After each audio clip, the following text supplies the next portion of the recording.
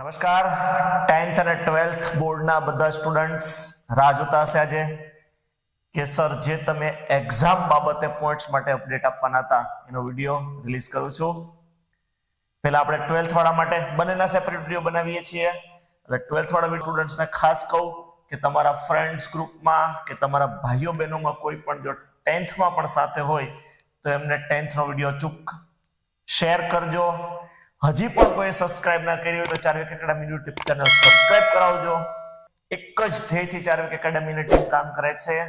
કોઈ fake story નહીં, કોઈ ફેક ન્યૂઝ નહીં અને તમારો ટાઈમ વેસ્ટ જાય એવું કે અમને ખાલી વ્યુઅરશિપ અને અમારો ટાઈમ વ્યુઇંગ નો અપ જાય એવા ભાગરૂપે અમે કોઈ કામ કરતા નથી. Right, to the point.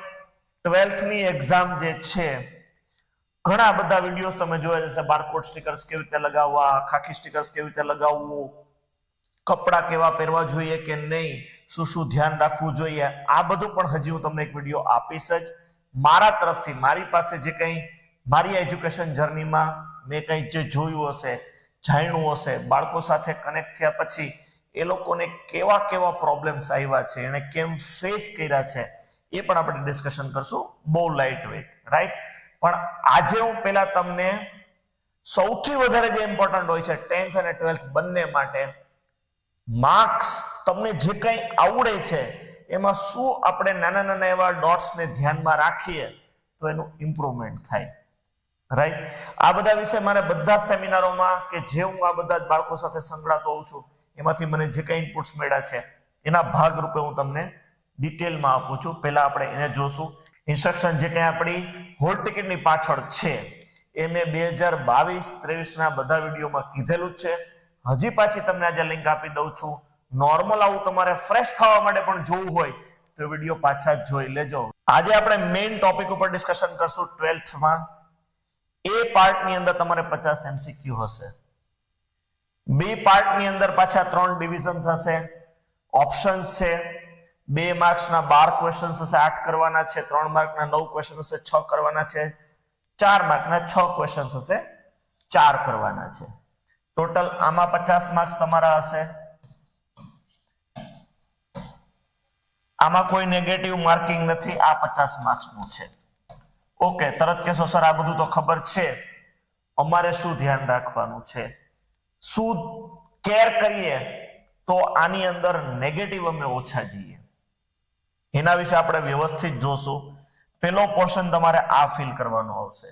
હું હંમેશા મારા બધા સેમિનારોમાં પેરેન્ટ્સને બાળકોને કહેતો હોઉં છું કે આ એક્ઝામ દરમિયાન આવી કોઈ પણ જે તમે કોમ્પિટિટિવ એક્ઝામ આપતા હો, આવી કે બોર્ડ એક્ઝામ આપતા હો કે જેમાં તમારું ઇવેલ્યુએશન કે તમે તમારું જે કંઈ પ્રેઝન્ટેશન છે એક મોટા માસ સાથે કમ્પેરિઝન કરતા હો છો, ત્યારે હંમેશા આજુબાજુ ક્યાંય જોવું નહીં. સુખી થશો, દુખી કોઈ દિવસ નહીં થાવ. પહેલો રૂલ એટલા માટે બોલું છું કે આમાં મોસ્ટ ઇમ્પોર્ટન્ટ લાગુ પડે છે. આજુબાજુ ક્યાંય જ જોવું નહીં હંમેશા. આ હું વારે વારે મારા બધા સેમિનારમાં પણ કહેતો હોઉં છું. આ 50 માર્ક્સનું તમે જ્યારે ફીલ કરો છો ત્યારે તમને સૌથી વધારે ઇફેક્ટ આવે. એક હ્યુમન સાયકોલોજી છે, હ્યુમન મેન્ટાલિટી છે, તમે જે કહો એ વર્ડ્સ. આપણે હંમેશા બાજુવાળો બહુ ઝડપથી ફીલ કરતો હોય તો પણ આપણને એમ થાય શું આપણને નહીં આવડતું હોય, ક્વેશ્ચન્સ થશે તરત. કેટલો ફટાફટ ફીલ કરે છે, કેટલું ફટાફટ ઓલી છોકરી ફીલ કરી રહી છે. તમને તમારા કન્ટેન્ટ ઉપર કે તમારા ક્વેશ્ચન્સ ઉપર આ એક માઇન્ડ ગેમ જેવું પણ છે. તમને પ્રશ્ન થશે જ તરત. જરૂર નથી કોઈ પણ આપણે ધર્મના હોઈએ, હું એની સાથે પણ નથી કે ભાઈ આ જ મંત્ર બોલવો જોઈએ કે આમ જ પ્રાર્થના કરવી જોઈએ. તમને તમારું મન જેટલું શાંત, સ્વસ્થ અને તમે એકાગ્રતાથી જે કરી શકશો એના માટે આજુબાજુ ક્યાંય જોવું નહીં. શાંતિથી આપણે આપણા ક્વેશ્ચન્સને જ સોલ્વ કરવા. આ સૌથી પહેલું હું બ્રહ્માસ્ત્રની જેમ બધા સ્ટુડન્ટને કહેતો હોઉં છું. આપણો ક્યાંય વાંક નથી. અત્યારે આપણે સતત એવી દુનિયામાં છીએ કે બધું વિઝ્યુલાઇઝેશન સૌથી વધારે થઈ રહ્યું છે. પછી સોશિયલ મીડિયા હોય, અત્યારે પણ તમે મને સાંભળો છો, પણ તમને મજા આવે છે એટલે તમે કોન્સન્ટ્રેશન કરી શકતા હશો. આ જ વસ્તુ સેમ અહીંયા લાગુ પડશે. હું હંમેશા કહેતો હોઉં છું કે બાજુવાળા મે બી કંઈક ડિઝાઇન કરતા હોય છે. મારા બધા સ્ટુડન્ટો ક્યારેક કહેતા હોય, સર યસ આ 4 ઓપ્શન છે, આપણને ખબર જ નથી કે શું કરે છે. એ તો મે બી આમ બધામાં એ ઓપ્શન ફટાફટ રાઉન્ડ કરી જતા હશે, કે કોઈ આમ ડિઝાઇન કર્યું થતું હશે, ઝિગઝેગ કરવી છે, કોઈ આમ ફટાફટ એ બી બી બી સી સી સી આવું કંઈ પણ કરી શકતા હોય છે. તરત તમને હસવું પણ આવશે, યસ, પણ આ જોવાનું છે, જોયેલું છે, અમે અમારી એક્ઝામોમાં પણ જોયેલું છે. તો આપણે આ ડિઝાઇન સામેવાળા પૂરે છે, આપણને ડિઝાઇન નથી દેખાતી, આપણને એ દેખાય છે ફટાફટ આન્સર ટીક કરે છે, 30 મિનિટમાં પૂરું કરી નાખ્યું, 40 મિનિટમાં પૂરું કરી નાખ્યું, હવે બેઠા છે. તમે તમારા માઇન્ડથી, મતલબ તમારી બેઝિક ઇન્સ્ટિંક્ટ તમને જે ક્વેશ્ચનમાં જે દેખાડે એ પ્રમાણે આગળ વધતા જાઓ, આજુબાજુ જોવું નહીં. આ પહેલું બ્રહ્માસ્ત્ર તમારે યુઝ કરવાનું છે જ્યારે તમે આ સેક્શન કરો છો ત્યારે. હું વારે વારે બધા સ્ટુડન્ટને રિપીટ કરતો હોઉં છું, આપણે આપણા કન્ટેન્ટ ઉપર કોન્ફિડન્સ રાખવાનો, વિલ પાવર રાખવાનો અને એવી રીતે જ કાર્ય કરવાનું. બીજો પોઈન્ટ આની સાથે સાથે દેતો હોઉં છું કે જ્યારે પણ આ એક્ઝામ એકચ્યુઅલી 3 કલાકની નથી, 4.5 થી 4.5 કલાક તમારે આખી જર્નીમાં થશે એક પેપરની અંદર, રાઈટ? તો એ દરમિયાન પણ તમારે મગજને બહુ જ, મનને બહુ જ શાંત અને સ્વસ્થ રાખવું જોશે. એટલે અગેન હું કહીશ, સર્વધર્મ, તમને જે મંત્ર, જેમાં આસ્થા હોય, જેમાં તમને શાંતિ મળતી હોય ને એવું કાર્ય તમે કરી શકશો. ક્યારે? જ્યારે તમે એન્ટર થાવ છો ત્યારે 20 મિનિટ પહેલા તો પ્રવેશ કરવા દેવામાં જ નહીં આવે, પણ મિનિમમ 30 થી લઈને 40 મિનિટ પહેલા તમારે એ એક્ઝામ હોલમાં પ્રવેશી જવું જ જોઈએ. હવે આ 30-40 મિનિટ દરમિયાન શું કરવું? કોઈ નથી આવતું નિરીક્ષક, કે તમારી પાસે કોઈ પ્રવૃત્તિ નથી, તો હું ત્યાં સુધી કહેતો હોઉં છું કે શાંતિથી બેન્ચ ઉપર 2 હાથ રાખી અને માથું ટેકવીને સૂઈ પણ જવાય. હેલ્થ માટે સારું જ છે, મેડિટેશનનો એક પ્રકાર જ છે. તમને આંખો બંધ કરી અને શાંતિથી બેસી શકતા હો તો શાંતિથી બેસાય. બને એટલું ખુદ ડિસ્ટર્બ થવું નહીં, ડિસ્ટ્રક્ટ થવું નહીં, કે વારે વારે સ્ટ્રેસ એવો ન આપો, આ યાદ કરીએ મગજમાં, આ યાદ કરીએ, એવું કંઈ જ કરવું નહીં. એ બધાનો પણ તમને બેનિફિટ્સ આ બધા જ જ્યારે પ્રશ્નો કરતા છો ત્યારે મળશે, રાઈટ? પાર્ટ બી માટે ખાસ સમજો. પાર્ટ બી માટે બધા જ કહેતા જ હોય છે, પણ હું થોડું એને વધારે ડિટેલ સાથે પણ એક અપડેટ આપતો હોઉં છું કે તમારે કોઈ પણ વિભાગ, મતલબ તમે 4 માર્કનો વિભાગ જો ચાલુ કરો છો પહેલા, તો 4, 3 અને 2 આ રીતે પેપરમાં લખવું જોઈએ. આ મારું સજેશન છે, એનો હું તમને સાયન્ટિફિક વે પણ અપડેટ આપું છું કે તમે જો 2 માર્કના પહેલા ક્વેશ્ચન્સ કરવા માંગતો તો 2 પછી 3 પછી 4 આ સિક્વન્સ ફોલો કરશો તો તમારી પ્રેઝન્ટેશન થોડી વધારે સારી જશે. માર્ક્સ 4 માંથી અડધો કપાતો હશે તો એ કપાવાના ચાન્સીસ ઓછા રહેશે, એ પણ તમને સમજાવું છું, રાઈટ?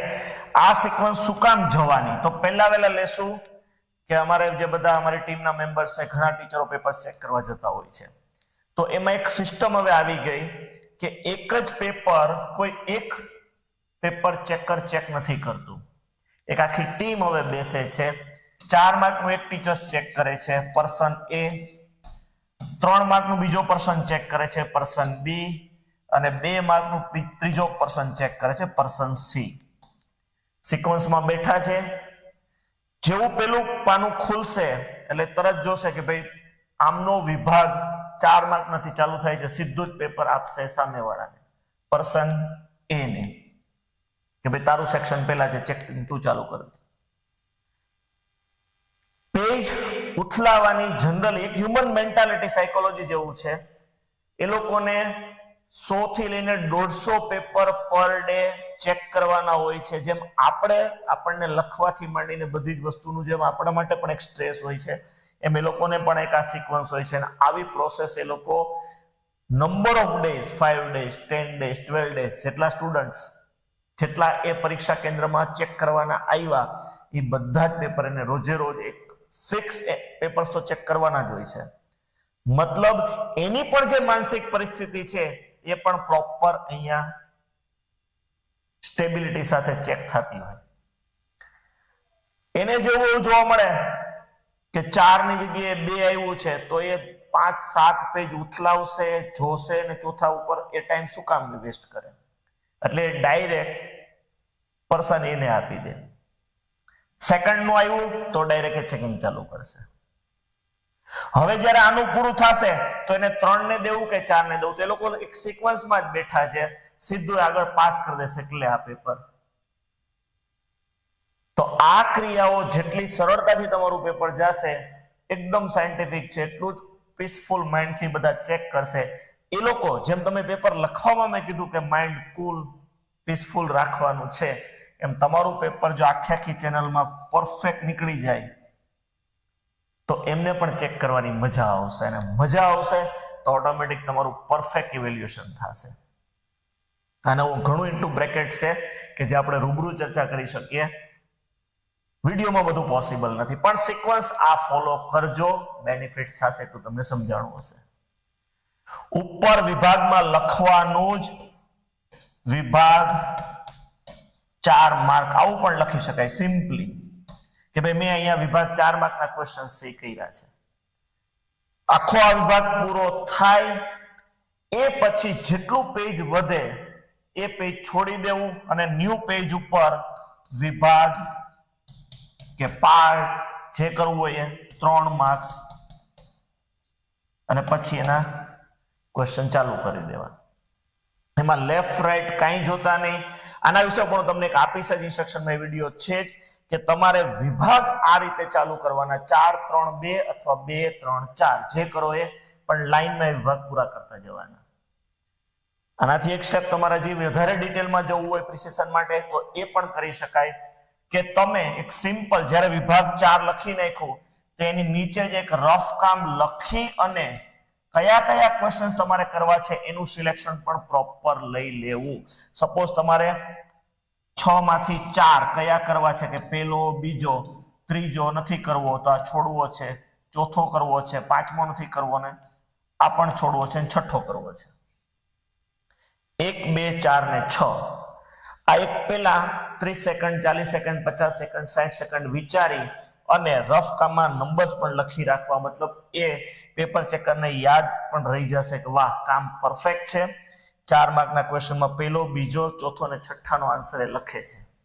વ્યવસ્થિત આપણે રફ કામ, ક્વેશ્ચન સિલેક્શન 1 2 4 6 તમે એનું પ્રેઝન્ટેશન વ્યવસ્થિત કરી શકશો. વિભાગ 3 ચાલુ થાય એની નીચે રફ કામ, 9 માંથી કયા 6 કરીએ છીએ. વારે વારે તમારે બ્રેઇનસ્ટોર્મિંગ મતલબ મગજને કસરત નહીં કરવી પડે કે આ કરું આ ના કરું, આમાં વધારે પોઈન્ટ યાદ આવી ગયા, એવું નહીં કરતા. અને હજી એક ડિટેલમાં સાયન્ટિફિક એપ્રોચ આપીશ હંમેશા. હું બધા સ્ટુડન્ટને કહેતો હોઉં છું 10th માં તો એ ખાસ ઉપયોગી થશે. તમારા કોઈ પણ આવા ફ્રેન્ડ્સ ગ્રુપ્સમાં હોય તેને કહેજો જ ખાસ 10th નો વિડીયો જોવે જ. 100 માંથી 100 શું કામ નહીં આવે એ પણ કહું, અને લાવવા હોય તો શું કેર કરવી જોઈએ એ પણ અપડેટ આપીશ. એવું તમને પણ લાગુ પડે છે 12th ના બધા બાળકોને હંમેશા પેલા 4 માર્ક થી વધારે ચાલુ કરાય. 4 માર્ક્સ ની અંદર તમારે મિનિમમ એક ક્વેશ્ચનમાં 8 થી 10 એના મેઇન કીવર્ડ્સ, કી પોઈન્ટ્સ જે કયો એ તમારે રજૂ કરવાના હોય. મેથ્સ હશે તો તમારે એ સ્ટેપ્સ કરવાના હશે. એવું જરૂરી નથી કે તમારો ફાઇનલ આન્સર સાચો હશે તો જ 4 4 માર્ક્સ આવે, દરેક સ્ટેપના પણ માર્ક્સ છે જ. તો તમે જે સ્ટેપ્સ લખતા જશો સ્ટેપ બાય સ્ટેપ, એમ તમને આખા ચેપ્ટરનું કન્ટેન્ટ માઇન્ડમાં ઝડપથી આવતું જશે, અને એ બધાનો બેનિફિટ તમને અહીંયા બધે મળશે. આ એક સાયન્ટિફિક પરફેક્ટ આપણું વે ઓફ માઇન્ડ જે કામ કરે છે એનો જ એક વ્યવસ્થિત એક્ઝામ્પલ છે. જેટલું કન્ટેન્ટ તમને સારી રીતે યાદ આવશે એટલું તમારું પ્રેઝન્ટેશન ઓટોમેટિક મતલબ આવડવા માંડશે, બધું તમે સારી રીતે લખી શકશો. આ મારો વ્યૂ છે, કોઈ ફોર્સ નથી. તમે કોઈ પણ સિક્વન્સમાં જઈ શકો, ક્યાંય પણ ફોર્સ નથી. હું તમને મારા વ્યૂઝ બધા આપું છું. રાઈટ, આ છે પોર્શન એ, વિભાગ એ, સેક્શન એ જે કહીએ, પછી સેક્શન બી, એની અંદર પાછા પણ 3 વિભાગ છે. આ બધું તમારે પરીક્ષા હોલ દરમિયાન કેવી રીતે પ્રેઝન્ટેશન કરવું, કેવી રીતે લખવું જોઈએ, શું કામ આવી રીતે કરવું જોઈએ, એના અમારા વ્યૂઝ તમને શેર કરીએ છીએ. અને આના લીધે ઘણાના ઇમ્પ્રુવમેન્ટ્સ 5 to લઈને 10 માર્ક્સ સુધીના થયેલા પણ છે. એને પણ હું ટ્રાય કરીશ કે સ્ટુડન્ટ પણ જ્યારે આ બોર્ડ એક્ઝામ પતશે ત્યારે તમને એમના બધા જ શેર કરશે કે આનાથી એમને બેનિફિટ થયો કે નહીં, વ્યૂઝ એમણે એપ્લાય કર્યું તો શું બેનિફિટ્સ થયા.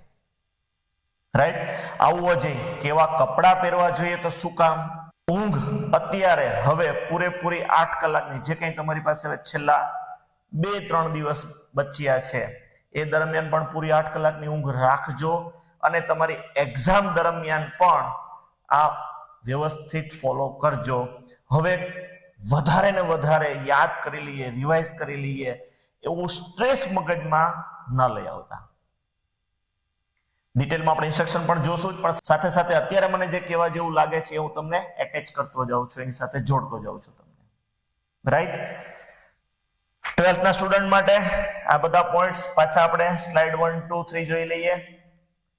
આ રીતે ફોલો કરજો, બેનિફિટ્સ થશે જ. 50 માર્ક્સમાં આજુબાજુ જોતા નહીં. રાઈટ, પાછું રિપીટ કરી દઉં છું, આપણે કોઈની રંગોળી ડિઝાઇન કેવી રીતે ફિલ કરે છે એની સાથે કઈ મતલબ છે નહીં, નેગેટિવ માર્ક્સ છે નહીં, તો વ્યવસ્થિત આને ફોલો કરજો. પાર્ટ બી તમારે જ્યારે ભરવાનું આવે ત્યારે જે કંઈ સિક્વન્સ છે એને પણ ફોલો કરજો. કપડા મેં તમને કીધું એમ એના માટે આપણે પાણીની બોટલથી માંડીને આવી જે કોઈ ઇન્સ્ટ્રક્શનની જરૂર છે એ હું તમને આપું છું. તમારી જે હોલ ટિકિટ આવેલી છે એની પાછળ બધી જ ઇન્સ્ટ્રક્શનો લખેલી છે. એક વખત વ્યવસ્થિત રીતે તમે પેરેન્ટ્સ બધા વાંચી લેજો. તમને વધારે બહુ ડીપમાં ક્યાંય જવું નહીં પડે, તમારું કન્ફ્યુઝન ધીરે ધીરે દૂર થતું જશે.